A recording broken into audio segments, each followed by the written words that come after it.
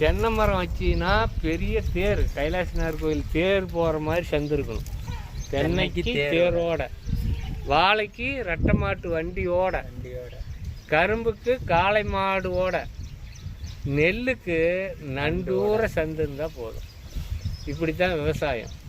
அதாவது விவசாயங்கிறதுக்கானே ஒரு வட்டம், இந்த வட்டத்துக்குள்ளேயே வாழ்ந்துக்கணும். ஆடு மாடு காடு வீடுன்னு வாழறவனுக்கு எந்த தொல்லையும் இருக்காது. இல்லை ஒரு வருஷம் வேறு தொழில் பண்ணலான்னு இங்கே போய் இங்கே வந்தால் 4 வருஷம் ஆகி போயிடும். போச்சா இந்த இடைவெளி கேப்பு. அடுத்தது அது பண்ணிக்கல இன்னொரு தொழில் செய்யலான்னு இப்படி போய் இப்படி வந்தால் அது 4 வருஷம், இப்படி 4 வருஷம். இந்த தொழில் சரியில்லை இந்த தொழிலுக்கு போகலாம், அது 4 வருஷம். இல்லை ஆட்டி மேய்ச்சி பார்க்கலாம், அது 4 வருஷம். இல்லை மாட்டை வாங்கி பால் ஊற்றலாம், அது 4 வருஷம். மாட்டை எடுத்துக்கிட்டு தறி வாங்கி ஓட்டலாம், அது 4 வருஷம். வாழ்க்கையே முடிஞ்சிடும்.